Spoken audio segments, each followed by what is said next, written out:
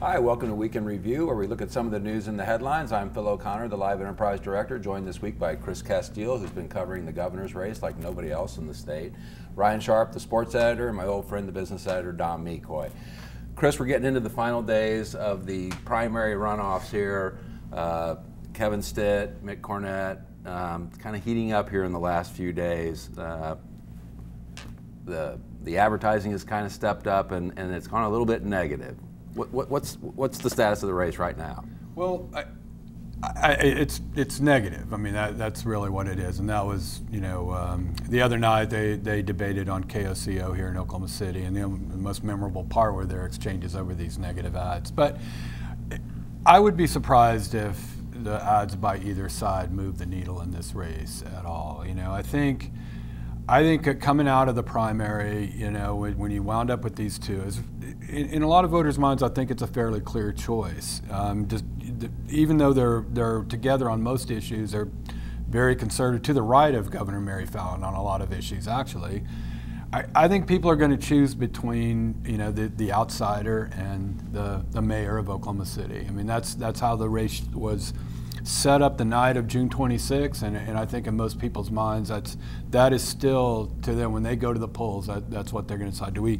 Do I vote for somebody who has zero government, in the age of Donald Trump and the business outsider and this deep dissatisfaction in the way state government's been run? Do I try somebody who's never been in government, or do I go with the mayor of Oklahoma City, who obviously has a success story to tell, but there's just I think there's just kind of an innate fear that the former Oklahoma City mayor is going to favor his city. So I think those are some of the factors that people are weighing in these final days, and I just think the negative ads are just kind of noise around it. You talked about the other night at the debate, there was sort of a defining moment that sort of made. There was. They've been struggling to distinguish themselves a little bit from each other until these final days, but there was sort of a line. There was a defining exchange between the two of them. I mean, it got and it spun off their comments about these negative ads, and Stitt's negative ads really, not to get into the details of them, but the basic point of Stitt's negative ad about Cornett is this guy really a conservative? There's a lot of feeling, a lot of sentiment out there, I think, before this race began, and Cornett started taking positions on things, that he was a moderate.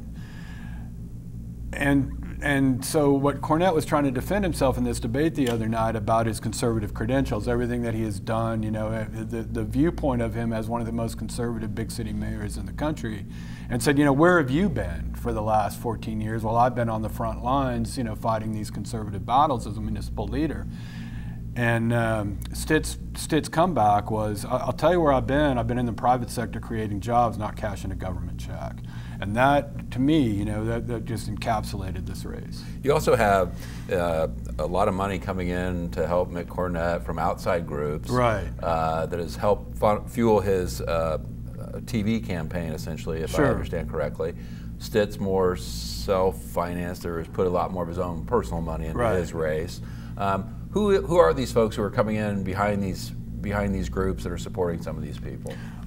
There are two outside groups, as you say, that are supporting Cornett, and I think, I was told the other day that I think the last week, because of the help and Cornett running his own ads, but with these two outside groups helping, that Stitt was outspent almost 2-to-1 on TV because of this outside help. But I think there was a lot of fear that Stitt has so much money, personal wealth, that he's put in. I mean, he's right around $4 million, I think, of his own money that he's put into the race, that Cornett was going to need some help. He's never going to be able to raise that kind of money. So we don't really know at this point who either of the groups, and one will never know. One is a so-called dark money group, and they're anonymous donors who are organized under the U.S. tax code as a social welfare organization. They don't have to reveal their donors. We'll never know. They spent about $450,000 on Cornett's behalf in the Tulsa market, where he's not well known and where there would probably be some natural prejudice against the former Oklahoma City mayor. And the other group, we do know who funded them at the very beginning. They've been around for about 8 or 9 months, I think. They formed what's called a super PAC, where you do have to reveal your donors with the same goal in mind, to promote Mick Cornett in the Tulsa area. And the leading donor in that at the beginning of that group was a local investor and philanthropist named Sue Ann Arnell, who gave $200,000, and there were like 7 other donors in that group. Interestingly, about some of those donors, including Ms. Arnell, is that they're Democratic donors. You know, they've given heavily to Democrats. Ms. Arnell hosted a fundraiser for vice presidential nominee Tim Kaine in 2016, gave heavily to the Democratic National Committee in that time, as did a couple other early donors to that group. We won't know until October, I think, who has kind of funded this negative campaign. Right. And some might know her as the former Mrs. Harold Hamm. Yeah. But I mean, that's been a while, and she obviously is involved in a lot of things in Oklahoma City in her own. Sure. Then the other issue there too is that you have what they have focused on with Kevin Stitt. We've talked a little bit about what they focused on with Cornett's negatives, and they focused a little bit on what got Kevin Stitt his wealth, which is his mortgage company. Yeah, mortgage company. And can you just talk really briefly about some of the rumors that have sort of circulated around about his? Yeah, and they're not rumors. There were regulatory actions against Gateway Mortgage Group in a number of states back in kind of the height of the financial crisis. You know, a lot when there were fraud charges. Fraud being that there were loans written by some of his company employees in states that didn't meet federal qualifications that there were unlicensed people writing loans in some states, and they paid fines. They were actually banned in the state of Georgia for, I guess, almost 9 years. They just last year got their license, or pursued getting their license back. I think Stitt's decision in Georgia was, let's just get out of here and not worry about it. But so those are all fairly old. They're almost a decade old, but they're real. They were violations by his company in a few states about the way they were writing loans, and that has been the crux of. There is also a charge. It's probably not worth getting into. It would take so long, but anyway, that's the crux of the negative ads against him, where these regulatory actions against his company during the financial crisis. And then, of course, you have the party officials over there saying, "Be nice, be nice, nice, be nice," because Drew Edmondson is sitting over here on the side, just waiting and watching these two beat up on each other. Yeah, and I've ever since I got back in January, I've thought, Drew doesn't have a chance. That's just not true. Yeah. Since he got into this race, Edmondson's had a chance. Not just because he's a man of real stature and accomplishment in Oklahoma, but because of the environment, the political environment in this state right now. Republicans in charge of everything, and everybody's dissatisfied with it. So I mean, to rule out a guy like Edmondson, his war chest pretty dry. Yeah, not that he's got enough to compete with these guys, right now. I mean, he will need national money. But you're right. Yeah, he hasn't had to spend much money. Well, Chris will be covering that on Tuesday. We'll have staff out during the course of the day talking to voters. Of course, Chris will be here that night analyzing the results. We'll have a story the next morning, of course. We'll have stories up that night. Done an outstanding job all through it. I don't think anybody's done a better job of covering that race. Ryan, let's turn to sports for a minute. Football season is starting, and I guess we're going to talk about OU and OSU now. Yeah, we're a little less than a week away, and some things have come a little clearer in the last couple of days. We know what the quarterback depth chart at both schools looks like finally. At OU wasn't much of a surprise, I guess. Kyler Murray's named your starter. Austin Kendall's your backup. That's kind of what everybody assumed when Murray was drafted and drafted for Major League Baseball, decided to come back. You wouldn't think that a guy comes back and turns down what probably would have been a little more money if he'd gone ahead and went and played baseball. So he'll be their starter next Saturday when they open against Florida Atlantic. At Oklahoma State, we kind of knew who the starter was, but the question was who the backup was going to be, because you had a guy that transferred in from Hawaii and Drew Brown, and a freshman that everybody loves in Spencer Sanders. We found out this week that Drew Brown is kind of the guy that's going to be the number 2 at Oklahoma State, and Mike Gundy said it was just because of maturity more than anything else. Drew Brown's a senior, has played a lot of football. Spencer Sanders is an 18-year-old kid that just came out of high school. So the experience level came into play on that one. I know we don't want to talk about K-State yet. We'll get to that later.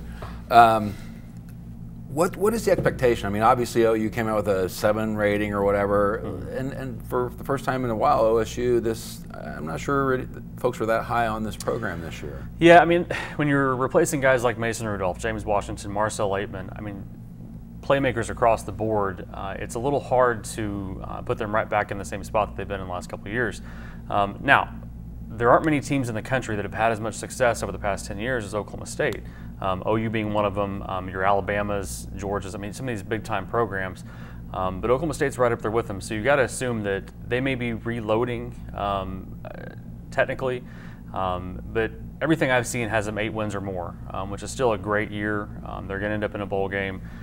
Their schedule is really favorable this year. A whole lot of home games front-loaded for a young team. That's important to get some wins under your belt at home before they have some tougher road games later in the season.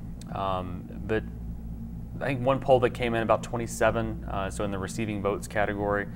Another one there about 25, 26, somewhere in that range. So they're right there on the cusp. And a couple of wins early in the season, depending on what happens ahead of them, you got to figure they'll move in to the top 25, somewhere in the low 20s.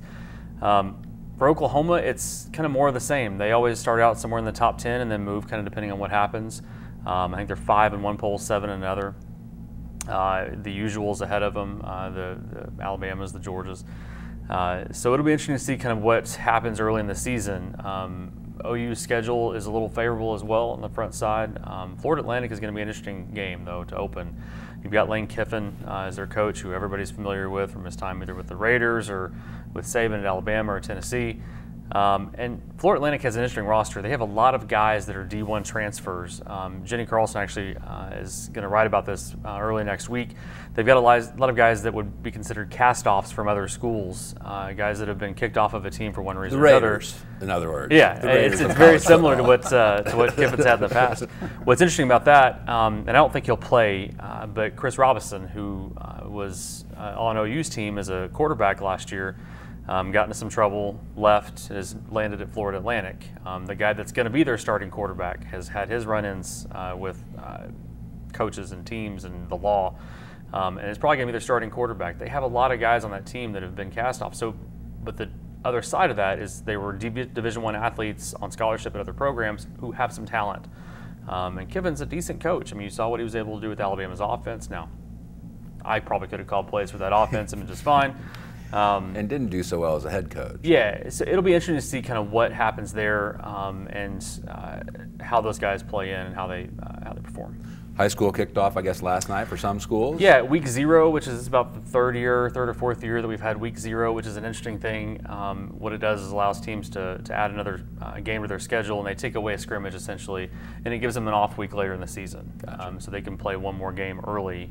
So that way, when you get to week 9 or so, you can take a week off before playoffs start.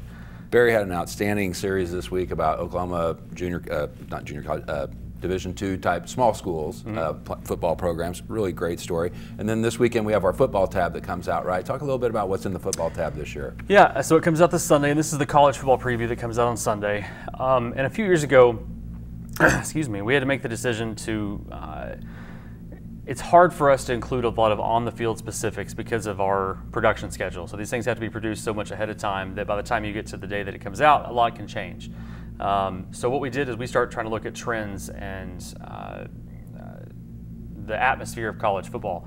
So what we focused on this year was the uniforms. OU has gone to the Jordan brand. They're one of 4 schools in the country that's going to wear Jordan brand uniforms, which is still odd to me to have a guy dunking a basketball on your uniform. For football. And then Oklahoma State obviously has kind of been a pioneer in the last 5, 6, 7 years in their uniforms. So we've spent essentially 32 pages of print looking at uniforms, a lot of stuff for OU and OSU. For Oklahoma State, we take a look at all the hundreds of combinations of helmets that they can do. For OU, we take a real in-depth look at this Jordan brand and what it means for them, the things that are available to them, how that kind of came about. So there's a lot of stuff to kind of sink your teeth into as far as the uniform aspect of college football. For high schools, that preview comes out on Wednesday. And we did the same thing there, only we took a specific look at helmets. For high schools, it's a unique deal because it's really a case of haves and have-nots. The bigger schools or private schools that have money to throw at stuff, have big booster programs, are able to buy these multi-$100 helmets for their athletes, whereas smaller schools often are using helmets that are 8, 9, 10 years old. I think the shelf life of a helmet is 10 years by rule, but most of them say within about 5 years you need to get new helmets. So you've got some programs in our area like Choctaw who has spent a whole lot of money on helmets, $400 or $500 helmets for their athletes. And then just 15, 20 miles away from them, a school like McLeod, who is working on helmets that are 5 to 10 years old, and they're trying to refurbish them and things like that while still protecting their athletes. So we look at that idea. The other thing we look at, Oklahoma State back in the early 2000s had a guy that played for them named Greg Gold. Greg lives in the Dallas area now, but has started a business where he designs helmets for high schools. So all these crazy helmet designs that you'll see on some of these high schools, a lot of them are coming from Greg and his company. Stillwater wears them, Edmond Santa Fe, Broken Arrow, Choctaw. A lot of these schools that are around here have these really cool designs on their helmets, and it's a guy that has state ties that has produced them. So we talked to him and looked at a lot of his designs and how he got started in that. So it's a fun section too. Interesting, very interesting. You know whose uniforms won't be changing?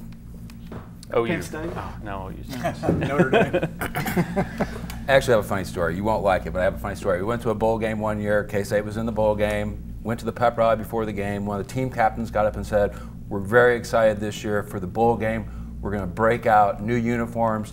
The crowd went wild, and he goes, "We're going to have this patch on them." That was it. That was the one change. So K-State has such a strong tradition. Yeah, they've got to protect they haven't that, changed the preserve uniform. that. Another interesting thing, Bill Snyder actually has the rights to the logo and has made a fortune selling that Wildcat, that Power Cat logo to high school programs around the country. Little known fact. Really? Yeah. There's some here in Oklahoma that wear it. Yeah. So, Doc, business and marijuana intersect. Well, yeah, marijuana is big business, you know, and now we've got legalized medical marijuana coming, and what's interesting about it is that marijuana possession remains a federal crime. So what that means is that how do you do business? Yeah, it becomes difficult to do business because, for instance, the banks won't touch it. They can't. There was the Obama administration kind of carved out. They said, you know, we're not going to enforce these federal laws against, and you'll be able to do commerce. And then Jeff Sessions came in and repealed all that. So there's this concern among bankers, particularly, and other businesses, that we can't. It just becomes a cash business. Richard Mize went to a conference here recently of real estate people, and they were talking about, hey, you can't get title insurance. If you're going to do marijuana business, that's a big concern because it's very difficult to buy a property. It's hard to get insurance because of the federal laws.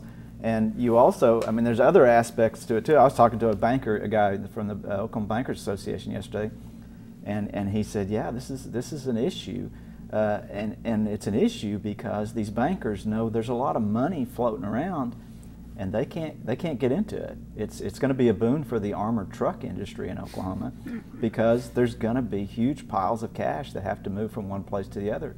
State tax commissions looking at these businesses submitting their tax receipts in cash. But we've talked about this too, which is, and I say this about every time we run into this with the marijuana thing here, and people throw their arms up and like, oh, how in the world? And it's like, well, 30 other states have come down this road before us, and I'm just kind of thinking that there are arrangements, there are modifications, there are things that can be done, even if you still find yourself, you know, there are ways I would think that have been workarounds. Well, Randy Ellis had a good story recently that pointed out some states have actually put together sort of credit union-like organizations and some banks in some places have also been willing to do business, to do loans and do deposits and do, checking accounts and things that you need to do business. And he also talked about the fact that there's going to be a push probably to have the legislature pass some laws that will allow some forms of commerce to take place, that it won't just be big bags of money floating around. But yeah, it's like so many of these things surrounding this whole medical marijuana issue it's right on top of us, and people are trying to figure out how to accommodate it. I mean, Richard wrote, we've seen a lot of these little CBD places open all over the place. They've jacked up rents on leases on these kinds of small properties, the storefront kind of properties, and we'll probably see more of that. We're also seeing people preparing for these grow operations, and these warehouses are getting leased up, and which is a good thing for the business, but it's also raising rents. So yeah. The one story about marijuana is it is big business. It appears to and be, yeah. Lots of money flowing. So we'll continue to keep an eye on that. We've got half a dozen different reporters touching on that story at various times across so many different areas. So, but we bring you that kind of news every week, every day. Check us out, pick us up. We throw it in your driveway. We're online 24/7. I think you'll like what you see there. We'll see you next week.